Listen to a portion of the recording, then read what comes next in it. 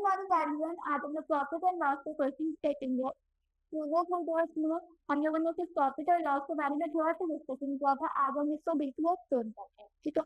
तो प्रॉफिट क्या होता है? प्रॉफिट और लॉस जो होता है हमेशा किससे लगता है? कॉस्ट प्राइस से, हमारी पेशेंट वाली प्राइस से लगता है। एंड डिस्काउंट हमारे किससे लगता है?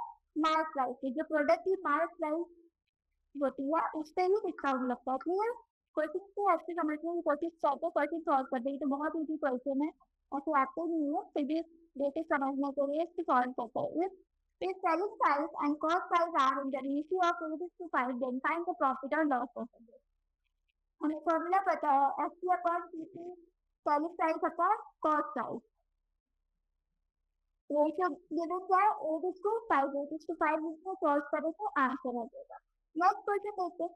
A fruit seller purchased 11 orange for rupees 10 and sold 10 orange for rupees 11 and he follows the same process and find the profit or loss. एक फ्रूट सेलर है जो 11 ऑरेंज को खरीदता है और 10 को बेचता है, और 10 को जो बेचता है उसकी सेलिंग प्राइस क्या है? 11 है। तो हमारा क्या हो रहा है? 10% प्रॉफिट हो रहा है।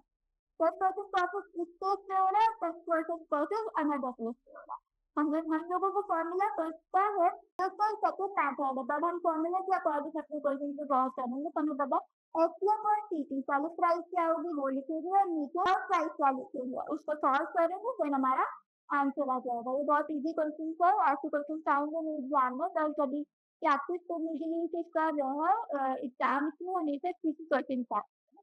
नेक्स्ट क्वेश्चन देखते हैं हम लोग। Shamini bought 15 apples for rupees 10 and sold them at the rate of 12 apples for rupees 12. What is the percentage of profit made by her? तो कॉस्ट प्राइस क्या होगी? 10/15, ठीक है। 10 रुपीज में बेच रही है और वो 15 एप्पल है, तो 10/15 हो गया। सेलिंग प्राइस क्या हो गई? 12 नहीं खरीदा, 12 नहीं बेचा उसने। Selling price upon cost price हो गई, इसको हमने क्वेश्चन में लिखा। Selling price upon cost price हो गई, 1 इधर डिवाइड कर दिया, इसको डिवाइड किया, क्योंकि हमारा फॉर्मूला क्या है? Selling price upon cost price. यानी वो सॉल्व के आंसर आया 1/5, तो 1/5 का डेसिमल निकाला, उसका 1/5 का क्या होगा? What is the percentage of profit made by her? Profit पूछा हुआ है, इस क्वेश्चन में पहले से ही पता है कि प्रॉफिट ही हो रहा है, लॉस नहीं हो रहा है, कि ज्यादा नहीं का प्रॉफिट हो रहा है। तो कितने परसेंट का प्रॉफिट हो रहा है? 50% का प्रॉफिट हो रहा है। 50% का प्रॉफिट हो रहा है, बट ऑप्शन में तो कुछ नहीं दिया हुआ है। 100%, 150%, 155%, नन ऑफ दी। तो जो करेक्ट आंसर है नन ऑफ दी, ठीक है। बहुत लोगों का 150 आ रहा होगा, but 150 is not correct answer. Correct answer is none of this. ठीक है। Next देखते हैं हम लोग। A shopkeeper advised for selling shop at 4% loss, however, by using a false meter, it will actually gain by 25%. What is the actual length of this list? Same question है, इसको आप assignment में solve करने का try कर लीजिए। अगर नहीं होता है तो आप कमेंट में टिक कर सकते हैं, मैं आंसर प्रोवाइड कर दूंगी।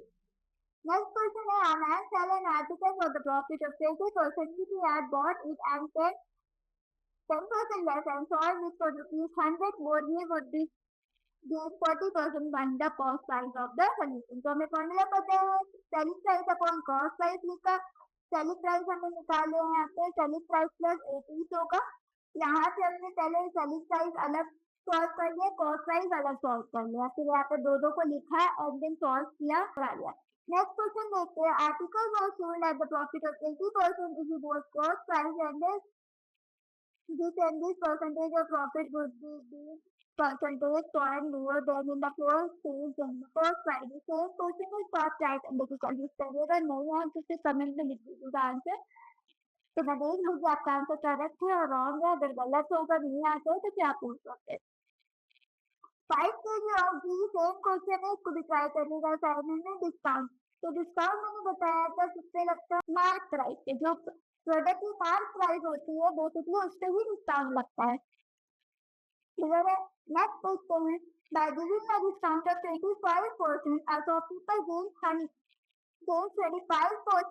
So we give a discount of 30%, find his gain or loss. ठीक है, क्वेश्चन क्लियर है।